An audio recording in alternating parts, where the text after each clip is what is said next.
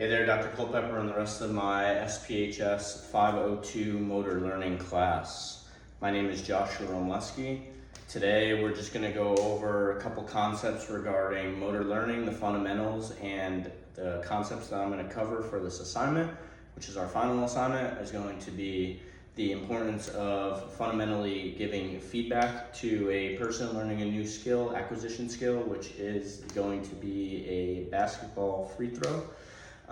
As well as freezing the degrees of freedom, that concept of which you're stopping at specific joint motions in order to make sure that your skill is performed at its best ability when used. For this, we've got both the knowledge of performance and knowledge of results, which falls underneath the category of giving feedback. You can have intrinsic feedback and then extrinsic feedback, one being where the basketball player or the athlete himself is going to internally have the thought process of their senses of how they execute the shot, versus the extrinsic of coaches, teammates, fans, or etc. giving actual feedback to the player, saying stuff as sort of like, hey, that was a good shot, good follow through, correct your elbow, make sure that your position is tighter to the body, and focus on your follow through. Those are some of those examples.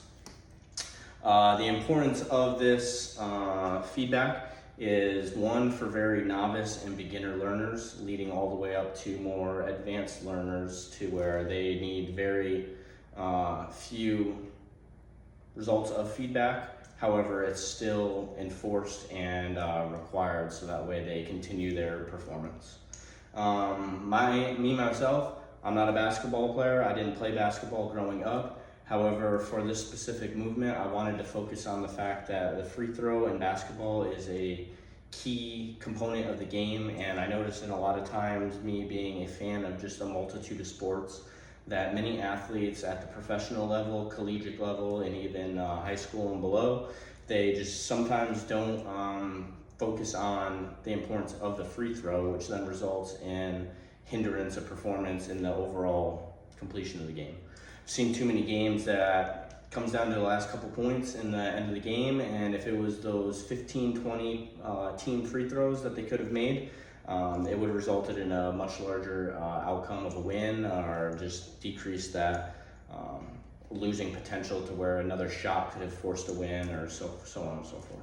A couple athletes that come to my mind in the past, Shaquille O'Neal, athletes like that, athletes that really focus on their free throw game, that results in a greater performance. You can think of Steph Curry, Chris Paul, Ray Allen, Kobe Bryant. All those athletes had a profound impact to where they just always were in the gym focusing on their free throw accuracy and their follow through, and just to be able to perfect that skill, not only for themselves but their team. So the importance of motor skill proficiency. Motor skill proficiency is critical for athletic performance, especially in basketball, where the free throw precision comes down to those last nitty-gritty seconds, just like I was talking about. Oftentimes athletes just neglect this, which often leads to decreased free throw percentage and just a severe underperforming impact of the team and athlete. So for the feedback concept, let's begin with the concept of feedback. Feedback is the fundamental concept of motor learning. It provides vital performance information that helps athletes identify their strengths and areas needing further improvement. We categorize feedback into two different types, which are both knowledge of results and knowledge of performance. Unfortunately, due to the weather outside, because I'm in Hawaii, I don't have the outside resources to be able to show you the actual execution of a free throw on a court. However, I do have a ball, I do have my garage. I am able to stand here and give you the actual motion of which I'm going to demonstrate. I don't have anyone here to give feedback to. However, I'm going to be the one to give feedback, one to myself, and demonstrate and explain how that would be given to somebody else. This is more important for coaches that have players who utilize video feedback, data analysis, and just ways to give back to the athlete to let them know their performance and what they're lacking and strengths and weaknesses to perform better. So knowledge of results refers to the information an athlete receives about the outcome of their movement for a basketball player. This is a free throw, which will be demonstrated. Knowledge of results informs the player whether their shot was successful after the release. So the knowledge of results is more for the performance of the athlete once they execute the motion or the skill. This is an immediate feedback, which is critical and crucial as it helps the athlete immediately understand what they need to improve upon. We institute this at the very foundation level of beginner or novice players. Research not only shows that knowledge of results enhances learning, but also improves skill retention. Increased practice and repetition is very profound with knowledge of results, knowledge of performance, and giving feedback to the players. When athletes receive immediate feedback, they can make the necessary adjustments for following continuous attempts. A coach can tell the player how many successful shots they made or how many shots they ended up missing during a practice, which allows them to track their shooting percentage. So as coaches have practices with their players, giving that immediate feedback consistently after every single shot can allow the players to know what they need to improve on, which will then increase their shooting percentage. But for the more advanced players, when they don't have the coaches there, when they're in the gym and they're executing, let's say 1,000 free throws, if they make 999 of those 1,000 free throws, knowing that next time they go into the gym, what they need to do to make 1,000 out of 1,000. That's essentially what they're looking for. So for technology and knowledge results, incorporating technology into training can significantly enhance the knowledge results process. For example, shooting analysis systems provide real-time feedback, which helps athletes understand their performance immediately. Immediate feedback system encourages athletes to reflect on their performance and mitigates or motivates them to improve their shot next time. Now let's go into knowledge of performance. Knowledge of performance, unlike knowledge of results, which focuses on the outcome, knowledge of performance emphasizes the quality of the free throw attempt. So actually looking into the motion and execution of the attempt before they're actually releasing the ball. Knowledge of performance provides insight into the movement mechanics that contribute to the success of the free throw. So focusing on shooter stance. Now that we covered a little bit of feedback, knowledge of performance, knowledge of results, we're going to now go into the actual stance of a free throw, which for me, if I were to stand, most athletes, 2 hands on the ball, never having one, but you want to have the base in your hips and your legs, because that's going to execute the actual momentum, forward momentum of the body to come upward and actually give the angle needed for the follow through in the shot. So for me, I would be standing here, shoulder width apart with my hips, legs planted, a slight bend of the knees, hand. You want to keep your elbows as close to the body as possible.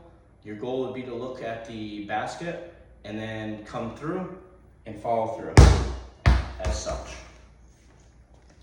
Now what we would do here is repetition and practice of the actual follow through and motion of which. So by coming down and actually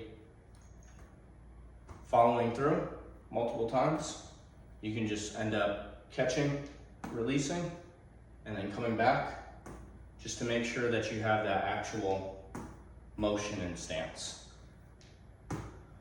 Many athletes, you'll see them come up to a line, they'll have their preparatory or whatever they do to get ready for the shot. It's all just shooter preference and what gets them into the actual psychological motion to perform the shot. So coming up, most of the times, if I'm like I said, I'm not an athlete of basketball or I don't play, but however, I would usually dribble the ball a couple times, do one of those, sit for a sec, come through, and then follow through as such. You could end up doing this, like I said, 1,000 shots, 100 shots, 10 shots, however many shots that you'd be focusing on to complete, and over time for weeks, months, so on and so forth, just trying to increase your shooting percentage by focusing on your actual execution, motion, and mechanics. Shooter's stance and the shooter's elbow, wrist action, and follow through helps make adjustments to their overall technique. This is crucial in basketball where the most minor mistake and errors can lead to missing multiple scoring opportunities.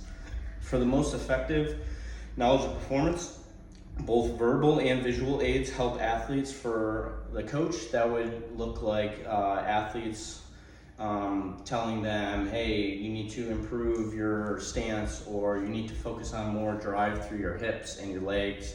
Focus on looking at the rim when you're shooting and actually coming through, and that flick of the wrist and follow through action. Knowledge of performance has shown to make practices more effective in skill performance and actual skill execution. Utilizing knowledge of performance and knowledge of results in practice creates a comprehensive feedback loop that facilitates learning to master a free throw. Degrees of freedom, we're going to go into that now as our second concept to focus during this assignment. So the concept of freezing the degree of freedom refers to the initial stages of motor learning where you want to focus on those actual execution of mechanics. So in a basketball free throw, like I said, you want that hip stance with your feet grounded where all that motion and follow through is coming through your legs, coming up through your arms to your wrist, and then the flick and follow through. Here, learners simplify complex movements by restricting joint motion to enhance stability and control. This is particularly relevant for novice beginner athletes working their way all to more advanced athletes where it's already engraved in their brains of the actual motion and execution of it, except they're just actually going through the motions and just continuously doing it themselves. When athletes learn a free throw, they begin to freeze certain joints, as in which the elbow and wrist. So one thing that we can do without the ball, you can sit and just keep on practicing without the ball. And you can do this however many times you want, for how many times a day or weeks, but you can just keep on making sure that when you're out there in front of a hoop, you're actually following through right to where the hoop is. By taking the ball, now you have a weight, and now you can actually get a grip of the ball and understand the feel for it. Doing the same thing, except all you're doing is gonna take and just keep on doing as I was doing before.